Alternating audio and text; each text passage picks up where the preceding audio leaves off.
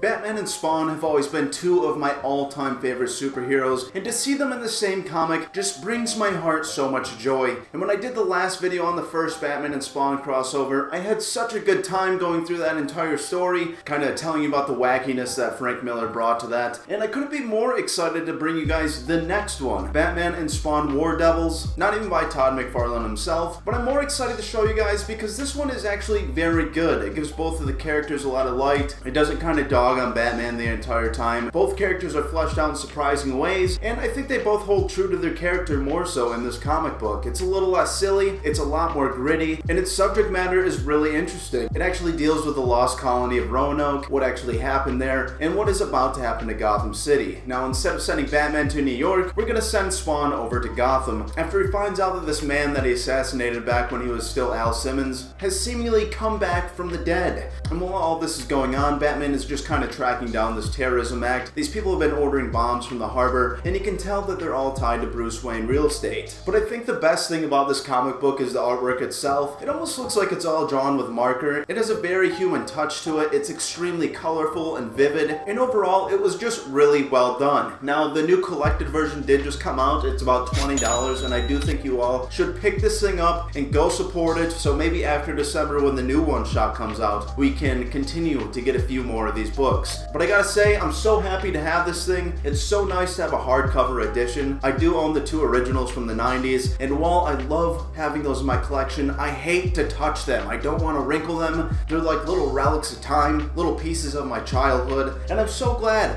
to have this hard boy to bang around, to slap, to not bend, alright? You can't crease this thing. And I just thought that was so incredibly nice. And for such a low price, I really don't think you can beat it. These are two really great stories that are just absolutely fun to read, whether you like Frank Miller's version better or War Devil's version better. And if you're a fan of Batman or Spawn, this is truly something that you need to have. Now, where this thing actually begins is in the Roanoke colony itself. It tells a quick story about them settling there, and eventually everybody just disappears. It starts off with this man holding this child, and the child's name is Virginia Dare. Roanoke Island, North Carolina, 1587. In a virgin settlement of 99 souls, the first British child born in America was named Virginia Dare. Her soul, of course, became the 100th to populate the ill-fated Roanoke. With some matter of quota now fulfilled, all 100 were damned in joy. Shortly after Virginia's birth, the ship which had brought 99 now set sail for its home port in England. 3 years later, on August 13th, 1590, laden with supplies and more settlers, the ship returned to an empty beach. Moreover, although several fires still smoldered, the settlement of Roanoke was utterly deserted. Some said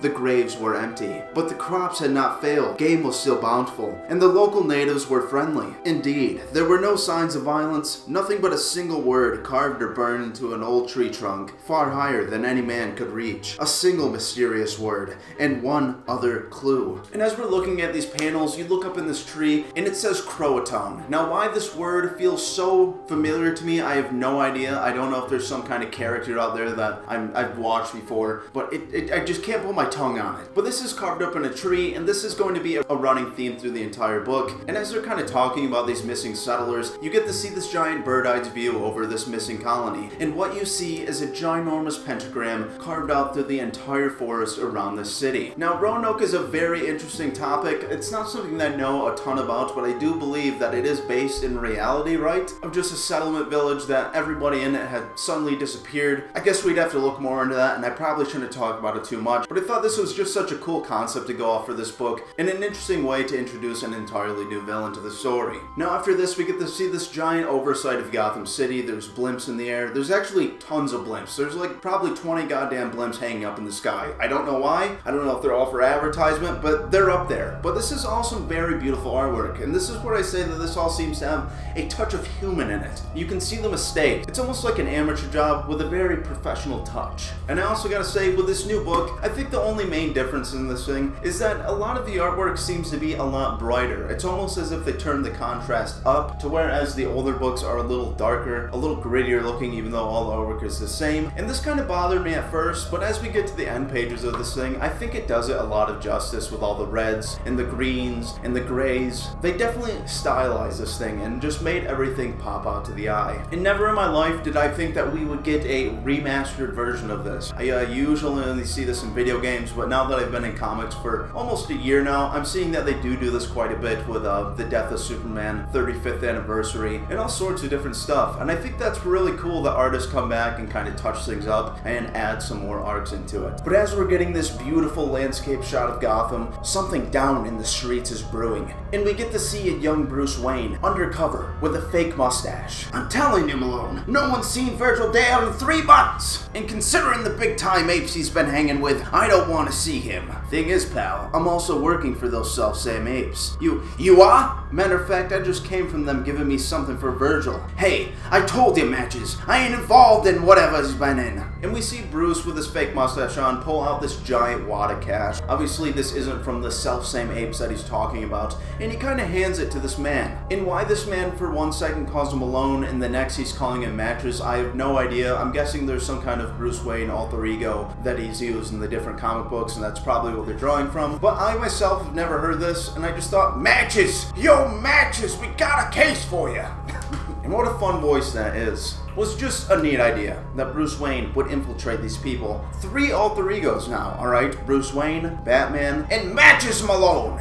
And there we go. I just answered my question. Malone must be his last name. For certain services rendered, and if old Virgil Dare's any kind of grateful guy, I could tell him you sent me. Well, last I knew, Matches, he was living above the immigration offices on Fulton Keel. Thanks, pal. Can't predict Virgil Dare, but I sure am a grateful guy. Now, one other thing that I was unclear on this story after reading it 10 times over to get to know it just a little bit better is the baby in the very beginning's name is Virginia Dare, and then this man is named Virgil Dare. I don't know if they're the same person, if they're descendants of each other, but maybe one of you can explain this to my dumb ass. But after all this, Bruce Wayne leaves, he takes off his costume, he rips off his fake mustache, and he begins to put back on the bat suit itself. Especially since Dare is my only lead to the big-time apes I've been trying to pin down for weeks. Don't know what they're planning, but the shipment of explosives I stopped could mean it involves terrorism, and definitely involves real estate once owned by Bruce Wayne. Bombs and buildings, a bad combination. If ever the twain are permitted to meet. And we see Bruce Wayne take off in the Batmobile, flying at unsafe speeds. But as Bruce Wayne's just going off on his own tangent, trying to hunt down these terrorist acts, trying to hunt down all these bombs, we get to see Spawn sitting in a back alley, just kind of loathing over himself. He still can't really make amends with the deal that he's made with Satan himself, and he is just sort of hanging out with his people and just being very mopey. An alley of lost souls and ripping wind. An alley filled with life, yet utterly empty. Invisible souls, alone in numbers, and no soul here or anywhere in this world is more lonely and lost than mine. Lost, lonely, damned by a deal of my own making. If only I could strip away everything, all the false gaudy colors and awesome power, find my real face, put it back on, and hide behind it forever. And I gotta say, this is one of the first Spawn issues that I've ever seen where his cape isn't just monstrously huge,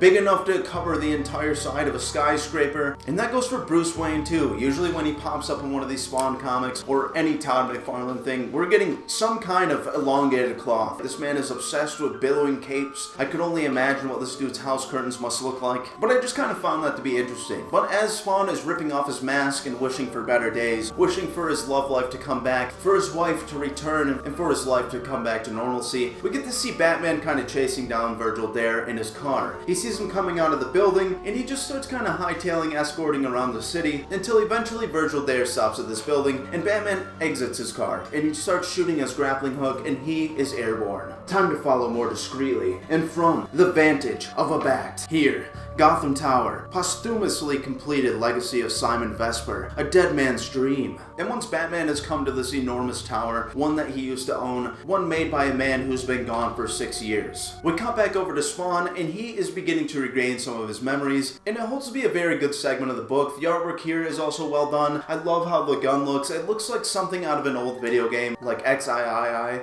if any of you even know what that is. And we're about to see Batman and Spawn's missions kind of collide towards the same goal. Spawn's just kind of walking down this alleyway when suddenly the wind rips up and it shoots this newspaper at his back, and when he picks it up, he sees a picture of Gotham Tower. And this kind of breaks loose some more memories for him, and he remembers a time when he was still Al Simmons, and this man that he assassinated in cold blood. Flashes from another life. Bits and pieces, some seen and heard only dimly. This is your target, Cole Simmons. A Gotham man, Simon Vesper. Involved with the organization, crooked construction, just begun work on this building. We don't want to finish. finished. And once we see this dossier come into Al Simmons' hands, we get this little shot of him standing below this building, waiting for the man to come up to the rooftop, and he's holding this pistol, and we see him gun this man down. And as the man Spawn that he is now, he heavily regrets this. He's basically screaming in the streets, calling up to the skies, saying, "Damn you, God! Damn you and your info ways! Why did I kill Vesper? What was I doing back then? Back when I was still Colonel Al Simmons? Some sort of hitman, a contract killer. But for whom and why?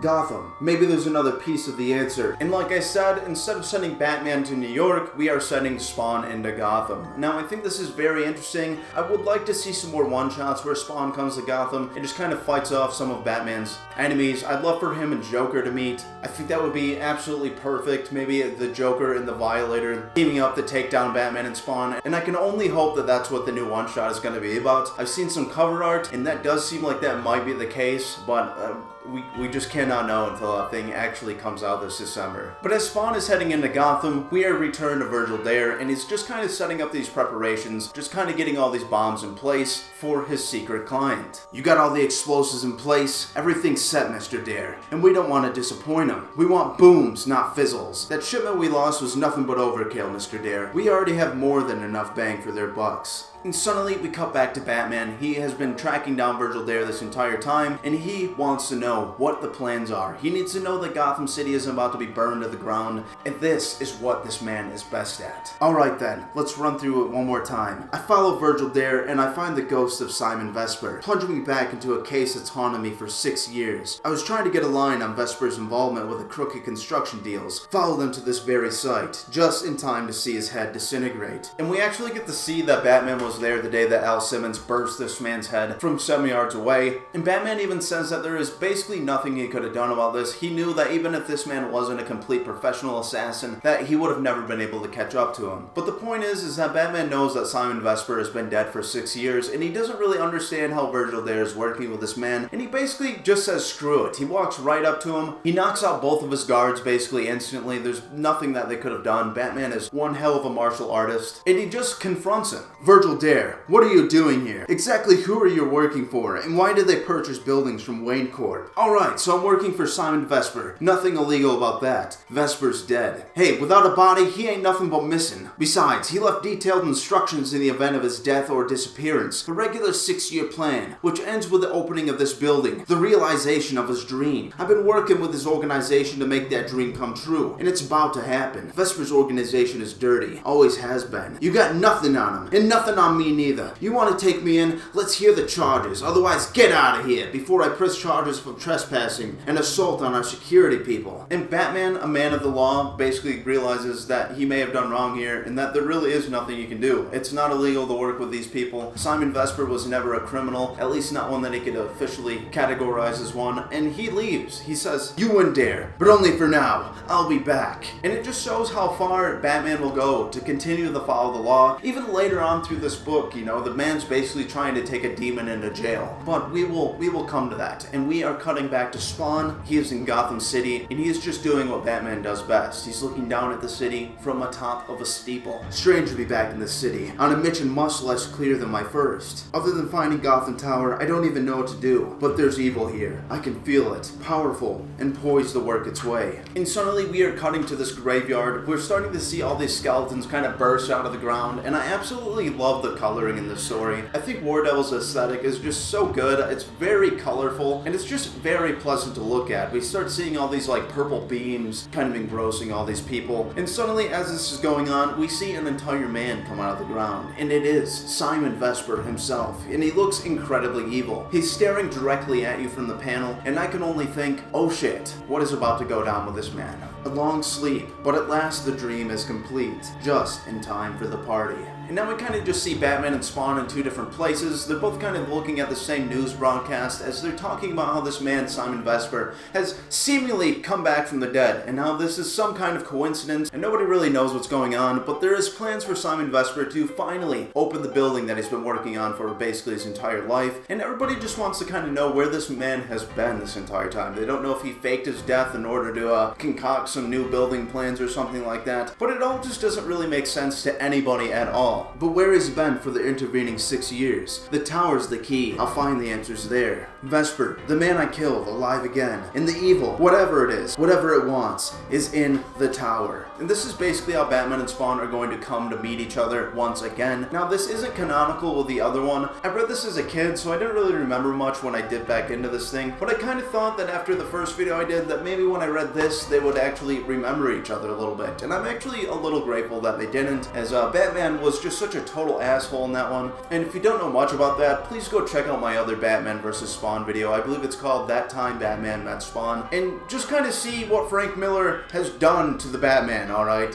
He kind of just drags him through the mud. He turns him into a bratty, rich, spoiled child almost. And while it is a fun read, I think this story definitely takes the better side of things when it comes to the writing and having both of the characters kind of be themselves rather than over-exaggerated people. But continuing with the story, this is where we're going to start to see Virgil Dare and Simon Vesper meet in the same place and kind of figure out what the whole plan for this situation is. Can't tell you how glad we are to have you back, Mr. Vesper. But hey, we're going all the way down to the basement? In a design of this magnitude, Mr. Dare, the foundation is crucial, and we want to inspect it. And you want to inspect it, huh? But do you really need me? And you can see that Virgil Dare is very suspicious on what's going on. You see him reaching in his coat, and you can kind of see the butt end of his gun. And as he says this, Virgil Dare basically says, no, all I need is your blood. And he pulls out this knife, and he cuts Virgil Dare's throat. He brings his body down to the basement, and he is about to paint a very, very beautiful picture. Right in the heart, in the center of this giant skyscraper. Painting the center of it all. The very nexus of power. Be honored, Virgil Dare. You are the first in the coming of the new world. But just the first. And you're just seeing Simon Vesper paint this giant pentagram. A calling card of hell, and a way to call back to his home. And it's made very clear that Simon Vesper is maybe not just a man, that maybe he is working with darker things. But cut to another panel, we are seeing Batman kind of swing from rooftop to rooftop. He is almost on his way to this tower. The tower's like a well of darkness, as though it were designed to be a part of this riddle. Everything about Vesper is a mystery. No one is as secretive and reclusive as he is without it being a big secret to hide. I can certainly attest to that. And as Batman's walking into this building, he kind of notices that this entire thing just seems like a sham. The building's basically empty. It just kind of seems like the shell of something darker going on. And as he's making his way around it, he sees all this blood all over the floor next to the elevator. He goes in and he sees that there's actually a blood-riddled fingerprint on the basement door button, and this is where he goes. He goes down to the basement and he sees the body of Virgil Dare down on the ground in the center of this pentagram, and on the top of it, it says Croatone, the very word that was seen in the Roanoke colony carved into the tree, and he knows that something even more mysterious is going on. Something cultish, something hellish, and maybe something just a little bit bigger than the mob itself. And as all this is happening, Spawn makes his arrival as well, and he's working his way down the tower himself. This place resonates. Corruption, incest, pure evil. And I am a part of it. The structure is built on blood-soaked ground. Blood spilt by the hateful bastard. Me. More fragmented memories drew me here. Another one of his damn calls this place home. Don't believe in coincidences. Not a bit. No use for them. Everything is inevitable. And you see Spawn just a couple stories about Batman. They're both making their way down this building, and he thinks that maybe Batman is just another demon sent from hell to take him down, and he is going to have none of this. And as Batman's working his way down, he's just realizing that this is more than a mob job, and that even though Virgil Dare was kind of a scumbag, he didn't deserve to be sacrificed to the Dark Lord himself. And on top of that, bringing an entire cult angle to this situation, the disappearance and reappearance of Simon Vesper, everything just seems a little bit too weird. But we start to see Spawn plummeting towards him with a karate kick coming straight down for his chest. He kicks Batman right in his solar plexus, and they are both just plummeting towards the ground. And this is where things get a little interesting,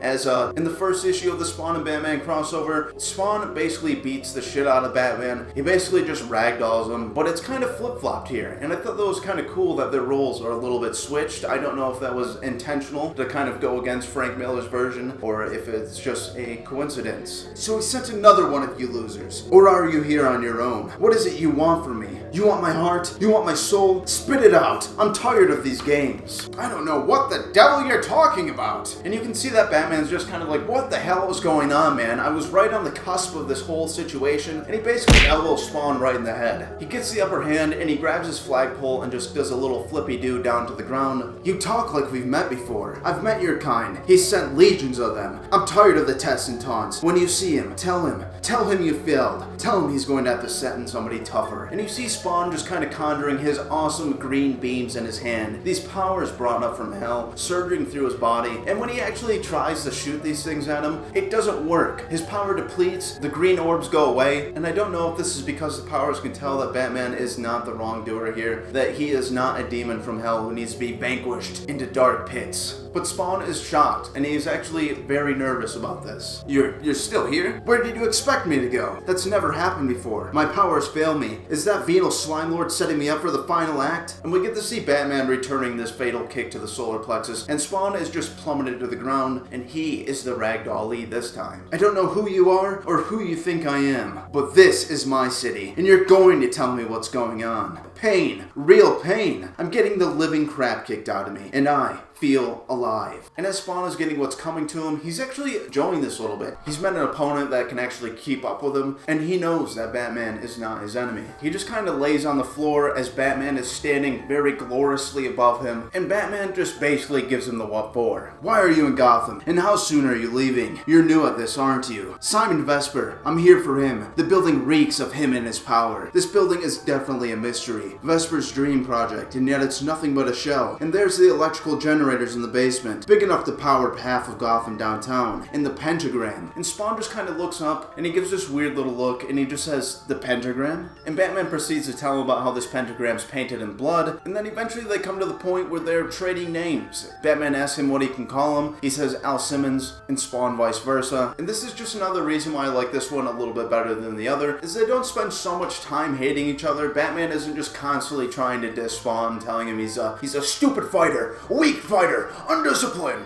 like we've seen in that comic. And it's something I hope for the new one-shot that's coming out, is I want to see them work in tandem as a team, as they are both just such good characters, and they're both two people that I love with all of my heart. But next, we actually get to see Simon Vesper one more time, and this is where his plans are finally going to be laid bare. As he's talking to everybody that's setting up the bombs, one man is extremely worried about this, and as they're on the phone with each other, the nervous man is having a very hard time trying to tell Simon what his thoughts are, and finally, Simon just tells him, this is a scramble line, and nobody's gonna hear us. And this is where we get the final VIG. And with the explosives and the incinerators, you're gonna be able to see the fires from space. What a delightful image you inspire. Well, this is arson, and it's gonna look like it. You gotta take the heat from the authorities. There's only one authority that I abide by. You've done your work. You've been paid. Be gone. And he reaches over and he touches the button, and this is where we're gonna start seeing some monologuing. Alright, why is it that villains always have to have these little speeches to themselves? Nobody's around, and yet one might even say that this is a hint of psychosis or extreme narcissism, that they need to hear themselves say their own plans. They need to have their evil moment to laugh off into the skies of the world that is now theirs. Authorities. I do not need these warnings of that insect. No force on earth can stand against me now. I brought you 100 souls once. Now I bring 1,000-fold more. 100,000 recruits to swell the ranks of your army. Perhaps then you will give me the respect I deserve, and I will receive my due. My own corner of hell. And Simon Vesper is just standing in front of his window holding his arms up, just tooting his horn maybe just a little too much. But after this nice little scene, we're seeing Batman and Spawn once again. They're looking at this little computerized map that Batman has, and you're hearing these deets go off, and it's actually the computer in his car, and something that's going to kind of blow Spawn's mind here in a moment. Maybe there's a clue in the positions of the buildings that Vesper's company has recently purchased. The Very Center on South Grand, the Presidential off the Van Spring. Do you have a computer in there too? That's a signal from my mainframe. It's done conducting its search. Keep looking for the addresses I've listed. There has to be a reason why Vesper chose these lots. Croatone, the only clue in America's oldest mystery. The disappearance of Roanoke colony. The word was carved high on a tree. A nonsense nonsense word? What's the connection? It was written in blood on the wall of the tower's basement, the same blood used to draw the pentagram. Is this just part of some grisly joke? Or a name? Somebody is signing the work. Impossible! The Roanoke colony disappeared over 400 years ago. And as Batman is doing his own thing on the computer, we are seeing Spawn just kind of cutting this giant hole out of the map. He's connecting the dots of all these different real estate purchases, and finally he sees that it is the mark of a giant pentagram across all of Gotham City, and finally everything makes sense. It all ties back into Roanoke, and how the forest there was cut into a giant pentagram, how the same word Croatone was painted in 2 different places, and it seems that there is some sort of link here. And now we are seeing Simon Vesper once again, alright? He's sitting at a computer, and he's just kind of going on about how computers are the same as any dark magic. What's the difference between cursors and curses, inputs, outputs, DOS and RAM? It's all just another mean to cause harm across a vast array of different locations. And as all this is going on, there is a massive blackout across the entire Gotham City, and we cut down to this power plant, and everybody's just kind of freaking out as all these different sections of the city are going dark. Daniel, Section 21-5's gone dark. Cool your pipes, Larry. We'll have a look. There's backups, you know. Now Sectors 30 and 18. We're blowing out by grids. Sector 9 just blew everything. Damn, this can't be happening. There's failsafes, redundant systems. Yeah, well, we got a total blackout going on, Daniels. Gotham power and light is off. Meanwhile, Batman and Spawn are just kind of sitting in their car, and they're looking at the overview of the entire city, and what do you know? The entire city goes black besides these 5 different points of this pentagram across the entire town, and it forms a giant light pentagram. This thing is made out of different lights from all the buildings, and it's showing something sinister going off across the entire town. The lights. The city's gone dark. Vesper would shun the light, Batman. He'd work best in the shadows. So do I. But he's not shunning the light. He's hoarding it. Gotham Tower looks like a Christmas tree. Then why the darkness? Just a coincidence? No such thing as a coincidence. It's not the lights that went out. It's the lights that are on. The generators in the tower's basement. Vesper's painting his pentagram in light. And suddenly you see Gotham Tower completely explode, alright? This is what has been going on this entire time. We're cracking the case. And this building is folding down below. And as this is all going on, we cut to this other building across from it, and we see this whole secret society sitting here, and they're all just kind of awing over this light show. They're very happy about this, and these are a group of people that Simon Vesper has actually coalitioned into believing that he's just some genius, some architect of Gotham, and a true visionary. It's beautiful. Ladies and gentlemen, I would like to present you with our new host, that visionary and genius, that architect for humanity and loyal Gothamite, Mr. Simon Vesper. I want to welcome you all to the crowning creation of my dream for the city. And more than that, I want to welcome you to a new Gotham. Indeed, a new world. And you honored guests shall be at the very heart of it, on the ground floor as it were. And you will not be alone. I've invited other special guests as well. They'll be arriving later. They are part of the underclass, long ignored by even your charity and concern. They are not the diseased. They are not the past. They are not homeless, for they do have homes. And as this speech goes on, we go back to this unmarked graves, this entire cemetery in Gotham, just for people who basically have no name in the city, people that nobody knew about. And we're seeing all these different skeletons coming out of the ground. All these decaying bodies and mortally wounded flesh are coming back to wreak havoc on the city. And this is all Simon Vesper's doing, and none of these people actually know what his real plans are. They think that he's just creating more space for the town, and he just continues on this monologue. They'll join us soon, and we will join them. And we will be brother and sister under one banner, and we shall carry Gotham into a new age. And this is another mark in this story where I just had to kind of gush about the artwork. I think the cemetery scenes in this are so well done. I love the color palettes that they use in basically this entire book, but it's also very beautiful. They really don't leave any empty spaces in any of these pages. It's basically packed to the brim with art and different decoration. But as all this is going on, we're seeing Batman and Spawn one more time, and they have a plan to stop all of this. The 5 buildings Vesper bought mark the 5 points of the pentagram, and Gotham Tower stands right in the center. What on earth that has to do with international terrorism, I can't begin to fathom, but mark my words, I'm going to find out. And we see Batman just shoot his grapple up into the sky, and he leaves Spawn on his own. And Spawn is worried about this. He doesn't think Batman knows what he's getting himself into. He doesn't seem like he really realizes that this man is actually a demon from hell, somebody working with Satan himself to endure the powers of the great evil down below, gathering souls one by one for his great army. I too require answers for my questions, but while the evil itself may be above, the energy that powers it is below. And now we cut back to this graveyard. You see all these shambling bodies outside of it. They're just kind of walking around the city, exiting this place, and you see all these different phone calls going on. One actually says that they think there's a gang of teenagers sitting outside of the cemetery. Another person is calling about how their cows have escaped, and another's calling about how there's been a very bad accident, somebody's been mugged, the mall's being overrun. Basically, the entire department of Gotham is overrun. There's basically nothing they can do to help the entire city at once. You would think that after all these bad situations that constantly are happening in Gotham, that they would have the biggest police force that the world has ever seen. That the military would be permanently installed in this place, alright? There should be a military base in every different corner block of the entirety of Gotham. It only makes sense, especially with somebody like the Joker who's constantly escaping, even sometimes in certain comics, straight up being just released from Arkham. There's basically no reason not to have this entire place either burned to the ground like a decommissioned house, or to basically just become a military-industrial complex. But soon we are actually greeted to Gordon himself. He's standing on the roof next to the bat signal, and one person is just kind of admiring how this bat signal is wired into its own generator. And Gordon just kind of goes on to say that it wasn't his idea, and that he just prays to God that the man is working tonight. And I can only think of a different world where Batman's just like, not tonight.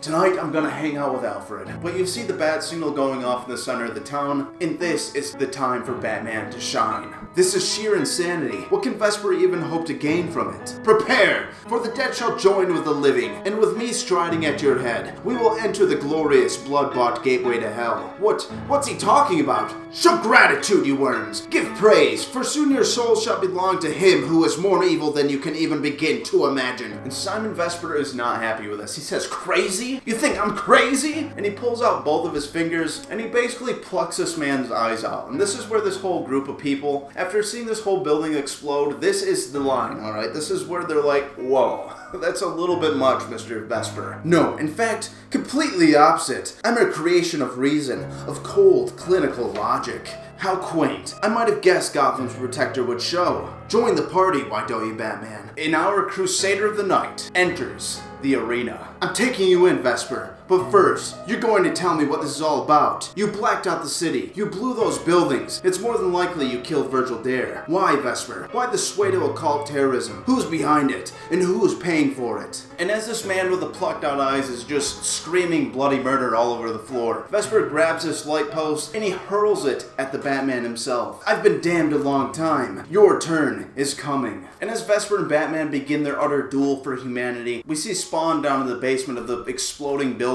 somehow, which didn't even really click in my head about what's going on. I could have sworn maybe it was a different building that exploded. But he's looking at the pentagram on the floor, and he's noticing just how sloppy it is. And he says, shouldn't sign your work before you finish. But what's this? No. For pity's sake, no. And finally, this pentagram on the floor with Croatoan marked on the top of it, it opens the gate to hell. And we are seeing every person that Spawn has ever killed as Al Simmons. We're seeing them screaming in anguish. And they start to cast a spell over Spawn. And he doesn't really know what to do. He's being called in, and he just starts to think that none of this actually matters. That maybe he should just let it bring him back down to the pits of hell, and to just wreak his punishment that he so much deserves. A gateway to hell. A road paved with best intentions. The pitiful faces of every man I've ever killed. Demons from the dark side. A hate so great that love is less than nothing. Why resist? Give in. Make it easy. Just let myself be sucked into that place where all the nightmares start. I was only a man. Not my fault I'm not up to the task. My heart grows cold. None of it matters. And then she screams. And I remember what love was. What love is. And Spawn is seeing his wife in the pits of hell screaming at him. Now, she's not actually dead, but it is just something that's trying to call him down to the abyss. Something that's trying to finally make him break. But as he's seeing the love of his life in front of him, he realizes that everything does matter. And that this is actually the difference between him and the demons. Is that he is here to help humankind. And he makes his way to the generator, and you see the glowing green orbs come out of his hands. And he shoots it off. And he realigns the lights in the city and closes the gate itself. Or as he thinks it does. And now we're cutting back to Batman and Simon Vesper in the middle of their duel. And Batman deflects the light that was just thrown at him. You maniac! I don't know where you've been for the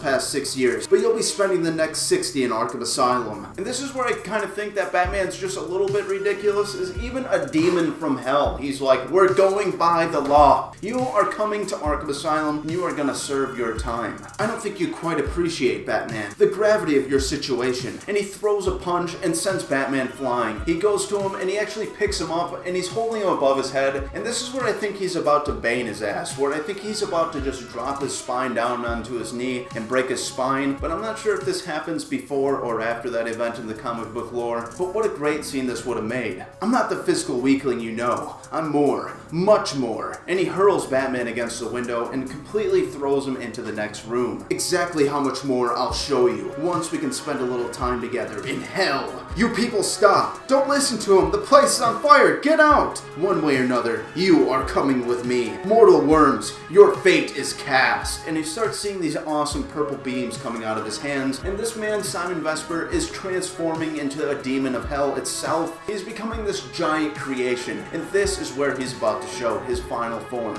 His final evolution. His little egg is shaking and he needs to be taken to the evolution center. You're needed in the armies of Satan. The Armageddon War is coming. You'll serve my Dark Master, or by his obscene grace, you will be served up to him. And as he's growing bigger and bigger and turning into this hellish creature, you see him suddenly cast against the wall and these green bars wrapping around his arms. And it is Spawn, and Simon Vesper has no idea what's going on, and he is ready. He has seen the love of his life, and he now knows that he will stop at nothing to defeat this man. It's over. You'll go back to your unholy boat hole soon. My Spawn, you've come at last. You were expecting me? Of course. Why do you think I hired you 6 years ago? 100,000 souls be enough for an ordinary demon, but I'd like a little bonus. You hired me to kill yourself? It doesn't make any sense. You're confusing the Klaus with the man. Vesper is just a shell I'm wearing. And suddenly this man goes into a second final evolution. He turns into this giant demon, this giant dragon-looking creature, and this is where we start getting some really cool text bubbles with some different font, and the colors on this thing just start to go wild. These people really had fun with all these pages. You can tell that they put their absolute hearts into every one of these things. Behold, the arch-fiend in exile, he who waited but waits no longer, the demon,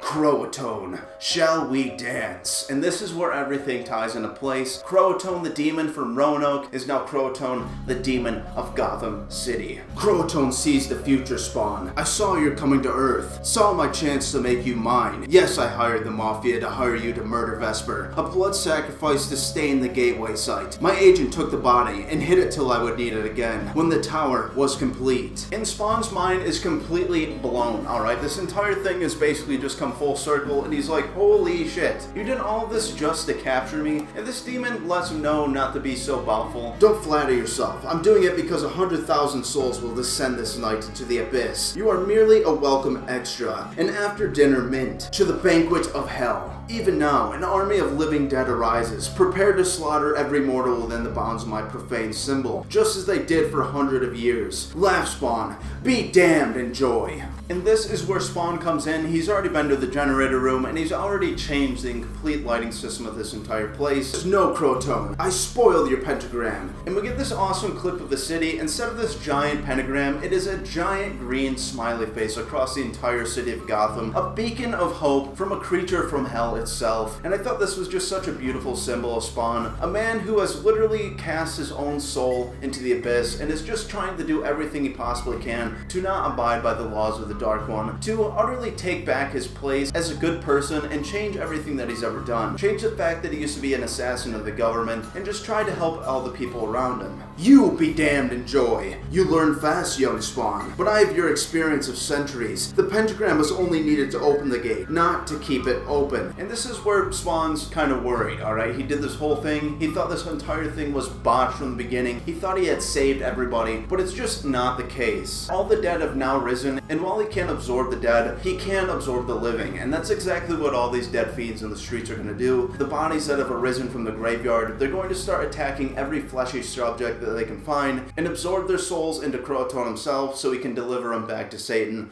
so he can conquer his own place in hell and finally reach the thing that he has always wanted since the disappearance of Roanoke itself. And suddenly everything around them just begins to light on fire. Spawn can't keep up with this creature. He's being knocked down to the ground and he just says, "Can't fight, I'm losing it. A word, there was a word." And suddenly Batman is shown on the floor and he's just kind of guarding himself off from the fire when suddenly Spawn remembers this word, and it is the word help. Alright, everybody can ask for help, even a creature of hell can do so, but Batman gets up and he says he's in trouble, and he ends up taking out these percussion caps and he chucks them at this demon. With all these loud noises going on, it completely distracts Crotone, and this is the chance that Spawn needs. You see these green orbs coming back out from his hands. The chance I need, the only chance. I pour it out, the hate, the lust for revenge. Then I remember her face, and it's love that finally tears them apart. There's a sound that cries of tortured babies, and the gateway to hell slams closed. And we're seeing Crotone being turned back into the first evolution, and then back into a man, and then basically disintegrated on the floor. He stopped this whole thing, and as the fire is still spreading around him, Batman is just trying to tell him that they need to get out of here and they need to help the citizens, when Spawn says, "No, it is not done yet." And we're seeing the graveyard once again with even more of these dead creatures pouring out from their graves, and Spawn just says, "They've died once already. Let that be enough." And all these dead creatures are returned back to the slumber of eternity. He brings their souls back to rest. He doesn't want anybody else to get hurt, and he just wants the city to calm down.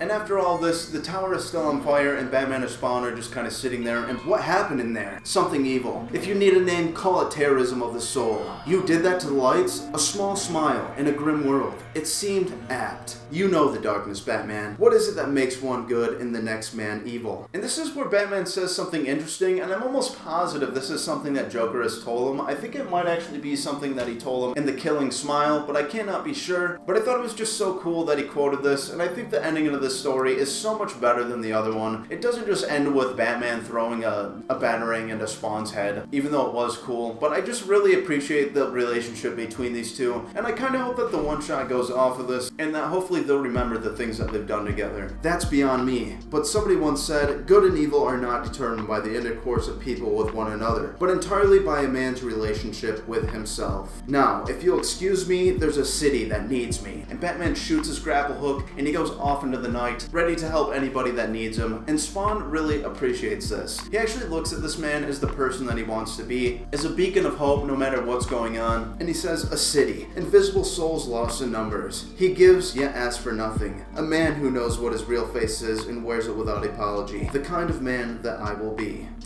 And that is the end of that story. I thought it was so good. Let me know what you guys think. But I just thought the relationship between Batman and Spawn compared to the other video that I did is just so much better when they're actually working in tandem and not just having these weird little battles with each other. If you remember from that video, they're literally like having a playground insult war where they just keep saying, stupid fighter, I'll break you," and it just goes on. And I remember even in that video, I didn't even cover a few of those pages because it could just get so ridiculous, and there wasn't a way that I could do it without it sounding like a 5th grade writing project or something like that. Not that it's a bad story. I do appreciate Frank Miller's version. I think it's very funny to see Batman act the way he does in that. But in this, Batman Spawn War Devil, it's just done so much better. I think the story with Roanoke going on, with the whole disappearance of this colony and it returning later on in Gotham City, was just such a neat idea. And I gotta say, Gotham City, why would anybody live there at this point? Alright, we've literally had the Joker massacre hundreds of people. Then we have the entire city turn into a gateway of hell. And alongside of this, so many insidious things have happened throughout the Batman comics that it just literally doesn't make sense. And I think the only thing they could possibly do for this is to, like I said, make some kind of industrial military complex. The entire city, alright? This entire city needs to be watched by the military. Yes, everybody. Batman and Spawn, War Devil, a great read. I very highly recommend this new edition that just came out. This is the classic collection. It's got both stories. It's only $20, and I think it's something that you should all have in your collection and read for yourself. As always, I leave things out of these things as to not spoil every little thing. I kind of paraphrase some things, so